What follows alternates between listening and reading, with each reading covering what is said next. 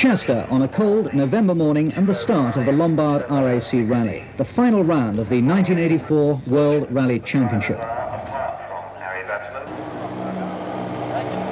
Over 4,000 spectators have gathered to watch the crew set off on a 2,000-mile journey around England, Scotland and Wales, tackling 500 miles of tough special stages en route. Favourite for overall honours are the team currently on top form, Peugeot Talbot Sport. They have a single entry for Ari Vatanen and Terry Harriman in the 205 Turbo 16, the first of the new breed of purpose-designed rally cars, which has set the rally world buzzing with wins on both the Thousand Lakes and San Remo rallies. Seeded number 2, they should have had the 1984 world champion Stig Blomqvist, last year's winner, ahead of them. Audi management, however, decided that as Blomqvist had clinched the title on the previous World Championship round, there was little need for him to compete on the RAC. Instead, he was asked to flag the leading crews away on an event he hasn't missed himself for the last 12 years. Behind Vatanen, his biggest rival, Hannu Mikkola, partnered as usual by Arne Hertz. Mikkola has an enviable record on the RAC, winning it no less than 4 times during the past 6 years. The 1984 British Rally champion Jimmy McRae follows next in the Opel Manta 400. Jimmy finished 3rd on last year's event, but feels he will have to work a lot harder this year to achieve a similar result. The first of the trio of Toyota Celicas comes next, that of Safari winner Bjorn Voldegaard, partnered as usual by Hans Dorselius. Michel Mouton and Fabrizio Pons are at number 6 in the Audi Quattro Sport, whilst behind them comes regular Nissan driver Timo Salonen in the 240 RS. Separating them from teammate Shaka and Yvonne Mater in another 240 RS are Per Eklund and Dave Whittock in another Toyota Celica Turbo. And on form Malcolm Wilson was away at number 14 in his privately entered Quattro, whilst hard on his heels he would have Juha Kankanen's Toyota and Russell Brooks' Manta 400.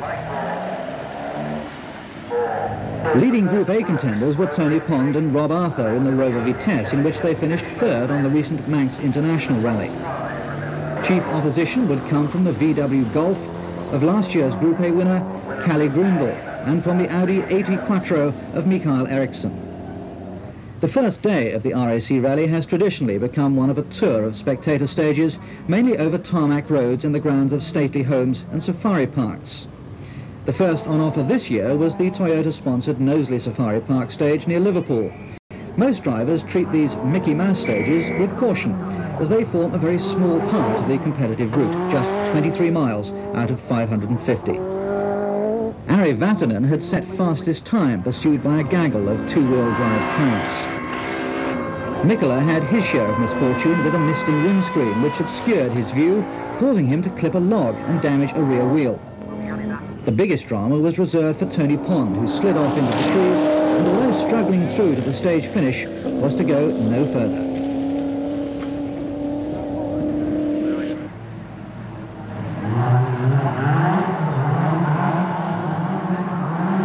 Stage 2 was a visit to Chatsworth House near Buxton for a dash over a mixture of gravel and tarmac roads. Vatanen again posted fastest time. Behind him, the trio of other four-wheel drive cars, and despite taking a rather wider line than most, American John Buffum, partnered by Britain's Neil Wilson, takes 3rd fastest time.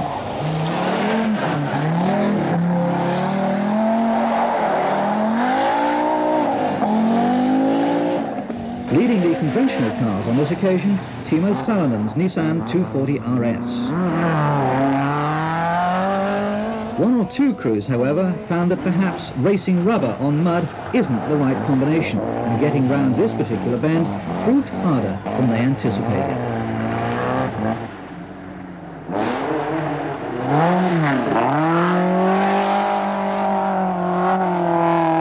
Mark Lovell and Peter Davis in the little Group B Citroën Visa, the smallest four-wheel drive rally car available, show how it should be tackled.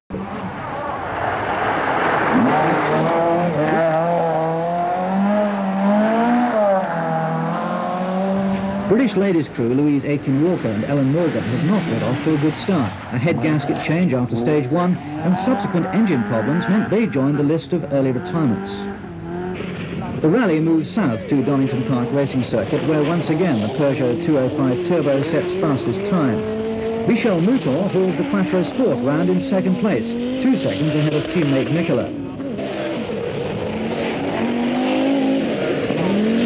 The different cornering techniques are illustrated as Voldegaard flings the Toyota Celica into the bend. Roger Clark, meanwhile, is still getting to grips with the Porsche, and perhaps wishing he was back behind the wheel of an Escort again.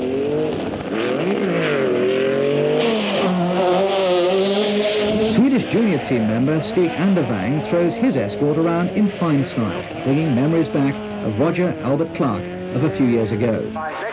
Sutton Park near Birmingham is the venue for the next stage, and John Buchan surprises many by taking fastest time. Vatanen has overshot a junction and stays out of the top 5 stage times on this occasion. And car fairly rocketing away up to Hanno Mikkola, 4 times winner of this rally, round the town gate, all that rubber on the road. Very, very characteristic turbocharged exhaust note. Car weaving under braking. Nice tight line, using the handbrake, power down very early. Into sight now, well up at the front, charges into the hair. Leaves the braking a little bit late. Gets onto a bit of loose gravel. On 370 horsepower, rear-wheel drive, 5-speed box. And again, a very, very tidy line. Passenger's door apparently is the one that's damaged. We shall see it on the outside. Swings it round now. Now in the Audi Quattro, in fact, amazingly, apparently locking up a wheel. Putting all the power down now, accelerating furiously. Left-hand drive car, this, for Malcolm Wilson, of course. Weston Park is an RAC regular, and as crews negotiate the tight hairpins, they pay particular attention to the large logs lining the track. It's far too early in the event to be taking risks.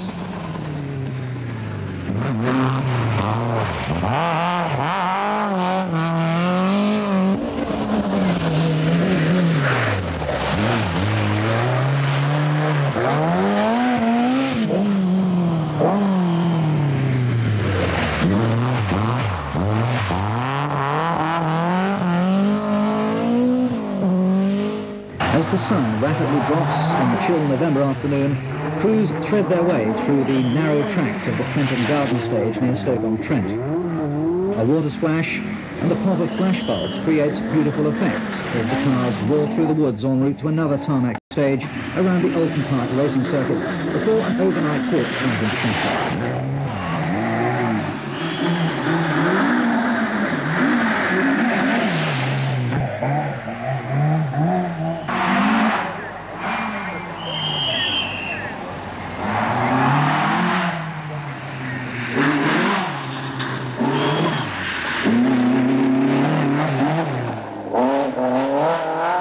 Whilst competitors had only completed 23 miles of special stages on day 1 of the rally, the message was all too apparent. The little Peugeot 205 was going to take some catching. The leaderboard at the end of the day is looking like this.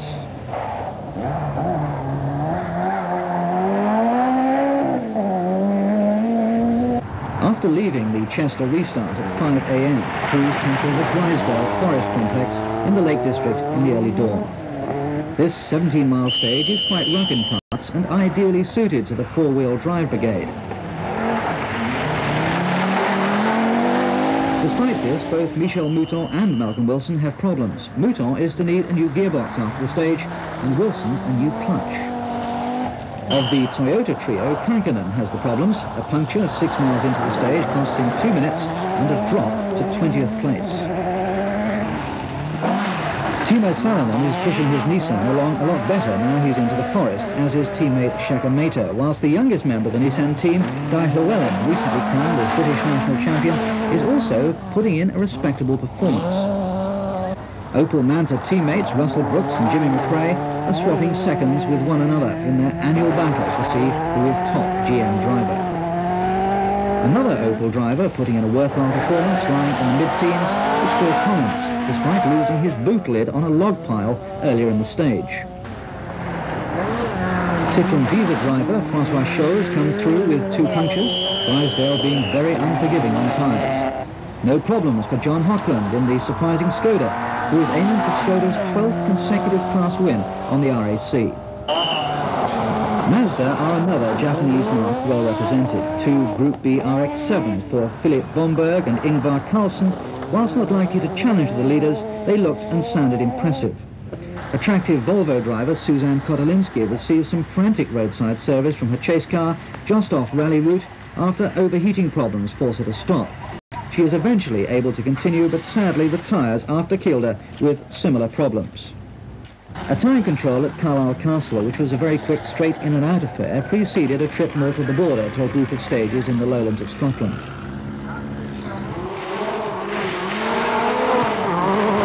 The Castle Ur and Twigley stage are bathed in sunlight as crews slither and slide through these classic Scottish forests. Vatanen continued to extend his lead.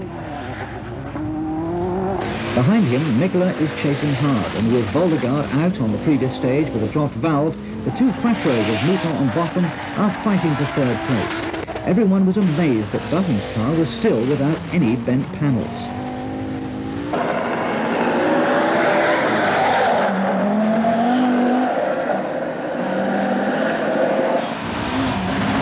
Of the two-wheel drive cars, the Toyota of Per Eklund was heading Timo Sonnen's Nissan. He in turn had a very informed Terry Kaby, also in a Nissan 240 RS, hard on his heels. Mixing it with the Japanese cars are the Opels of McRae and Brooks. Roger Clark is still trying to get to grips with his Porsche, as is teammate Saeed Al-Hajjari. The action moved on via the daunting Kielder Forest complex to a major service halt in Hexham. The scenes around the Peugeot service vehicles were incredible as spectators fought to catch a glimpse of the new Rally Supercar. Mechanics were hard-pressed to even change a tyre. There were so many people about. In the Toyota camp, things are a little more orderly. They have the area roped off to give them room to work. Their two cars of Kankkunen and Eklund received routine attention, brakes being the main item. Both crews are now well established in the top 10. For Russell Brooks and co-driver Mike Broad, Kielder Forest proves their undoing. A slight roll has cost them around 4 minutes and dropped them down the leaderboard. Damage is slight, however, and once again Russell faces the prospect of a fight back up through the field. In the Audi camp, Mikkola and Mouton have had a routine checkover and have gone. John Buffum has used all of his time up having a new gearbox fitted, whilst in the adjoining service bay, Malcolm Wilson's crew wait for his arrival, whilst his wife also paces anxiously around the service barge. For Wilson, it is the end of the line, his car finally retiring in Kielder after a succession of transmission problems. The leaderboard on the second night of the rally looks like this.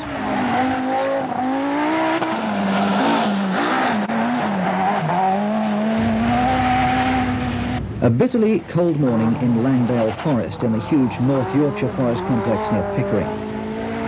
Harry Vatanen's Peugeot charges past well in the lead and running without any problems. Mikkola is safe in second place, but the battle for third is as close as ever. Buffum just having a slight advantage over Michel Mouton. Eklund is having the drive of his life to hold fifth position ahead of McRae and teammate Kankkunen. The two Nissans of Salonen and Kaby are locked in battle. They drive for the rival teams Bridenstine and Freeburg, so honour is at stake. Brooks is fighting back after his roll in Kielder and is now up to 10th place. While most eyes were focused on the leaders, another battle was going on behind for Group A honours. After the early demise of Tony Pond, everyone watched with interest the fight between Kalle Grundle's Golf GTI and the aging Saab 99 Turbo of Ola Stromberg. Grundle was obviously hoping to repeat his winning performance of 1983, but Stromberg had different ideas. Lars-Erik Torff, partnered by Autosport's Keith Oswin, was also another Group A runner doing rather well with an aging machine, but probably the dark horse would be Mikael Eriksson's Audi 80 Quattro. After the rigours of the Yorkshire forests, crews headed back towards Chester via two more spectator stages west of the Pennines. The final stage before another overnight halt in Chester was around the old Aintree racing circuit, which is more used to seeing a little less horsepower on Grand National Day. Harry's Peugeot gets racing tyres and suspension before tackling the short tarmac stage. Positions at the end of the second leg of the rally showed that Vatterman was comfortably in the lead from a trio of Audis, followed by the two-wheel drive cars led by Per Eklund. Another bright sunny morning heralds the start of day 4 of the RAC Rally as competitors tackle another new venue, the Loughton Park stage near Shrewsbury.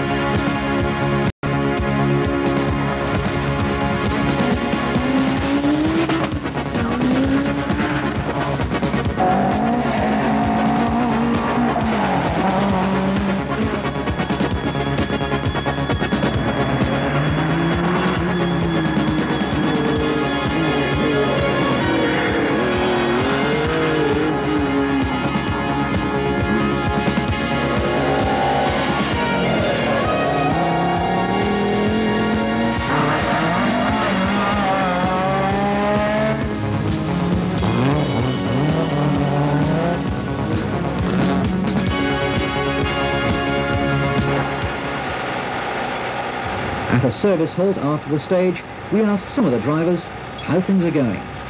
Russell, you seem to have been having a fraught rally up to now. Yes, not the happiest of rallies, particularly during the first section. Hopefully all that's behind us and we'll see what we can make of the rest of it. So you're down to 10th place? Yes, we're fairly close to 9th and 8th positions. After the last stage at Burwater, we're now 4 seconds behind Terry Cavey and about a minute and 1 or 2 seconds behind Timo Salonen. So you're pretty confident you're going to get past them? You have to see, don't you? We're trying. Terry, you're having a remarkably good run on this year's RAC, lying 9th this morning when you left Chester. What sort of rally have you had up to now? Well, not too bad, but we've still got problems with the rear brakes, hardly any rear brakes at all, which makes it dodgy in some of these park stages. But it's gone quite well through Yorkshire, and they think they've found out what's wrong with the brakes now. So if they can put that right, we should be all right again for the Forest of Dean. Now, we've just had a word with Russell, and he said he's only a matter of a few seconds behind you. So obviously there's a bit of needle there. He's desperately keen to make up that lost time. How are you going to cope with that? Well, I don't know, because we've been very steady on these last 2 stages with this brake problem. And I think Russell was 10 seconds quicker on the last one. I believe he's only 4 seconds behind now, so we should just have to play it by ear and see what happens. Checker, how are you enjoying your return to the RAC Rally? I'm enjoying bits of it. I'm not really enjoying the what I call the Mickey Mouse stages, you know, through the castles and so on, but the forest stages have been quite good. But for me to get used to it, probably by Thursday afternoon, I'll be saying, well, now I know what it's all about. So where do you think you'll be lying by Thursday afternoon? In bed, I hope. Well, before you get to bed, where do you think you'll be lying? I've no idea, because I don't know how rough the stages are tonight, and I don't know who's going to be fighting whom. If there's a lot of fighting, then of course there could be retirements. But you're quite happy with your performance up to now? I'm happy with our overall position, but I'm not particularly happy with my driving. I don't feel I'm driving with any great confidence. Why is that, do you think? I don't know, maybe old age. But you don't drive like that on the Safari Rally? No, but then that's practiced rally, and it's been 11 years since I've done a rally where there's no practice, and you always tend to go into the corner too slowly, brake too early. At least that's what I tend to do. Well, we'll look forward to seeing you back in Chester on Thursday and hope that you've managed to claw your way a little bit further up the leaderboard. Thanks very much. Thank you, Secretary. Thank you. The Forest of Dean near Gloucester is the start of the final phase of the event. From now to the finish, it will be forests all the way. There has been little change in the leaderboard. Vatanen continues to dominate. Mikkola too seems safe in second position. Buffum and Mouton are having a ding-dong battle, and the two-wheel drive rally is also pretty close.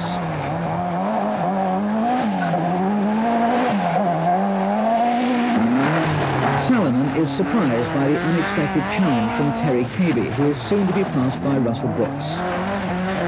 Schecker-Mater is moving up the field as he gradually gets used to the forest stages. A windswept Aberafan service halt near Port Talbot. For the Toyota Team Europe Equipe, Per Eklund's performance in the Celica Turbo is good news. He holds a steady 5th position as he comes in for service. Brakes again get most attention.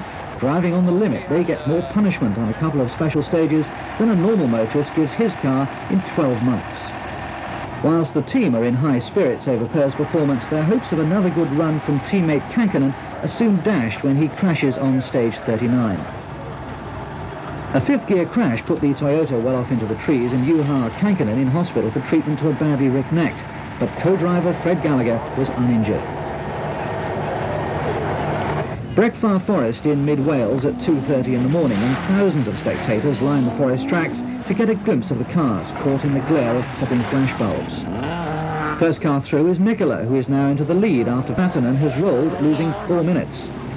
Eklund has moved up to 3rd place, past Mouton, who is having 1 or 2 problems, while Buffum has sailed up a firebreak into retirement. Russell Brooks continues to make up ground. The Dolgethley parked firme on the final morning of the 1984 RAC Rally. Despite losing first place during the night to Mikkola, Vatanen has now clawed his way back and holds a slender lead of just a few seconds. The rally is shaping up to be one of the closest fought for many years. Coedy Brennan Forest and Vatanen rockets into sight, determined to hang on or even extend once again his lead. Mikkola is never one to give up, however, and despite suffering from both turbo and transmission problems, is giving his all.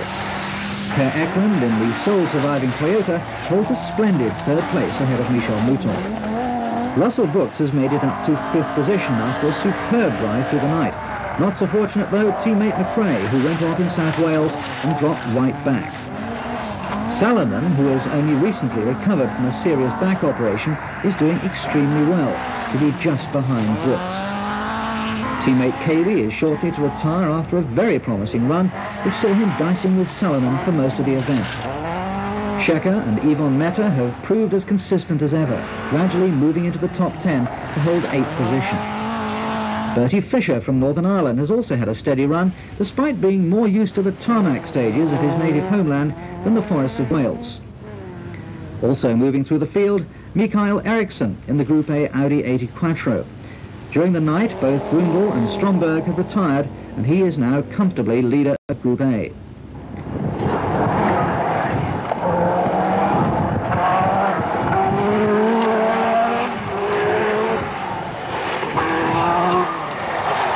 By the time weary crews reach the final stages in the Cloc Einog Forest Complex, drama has again hit the Peugeot camp.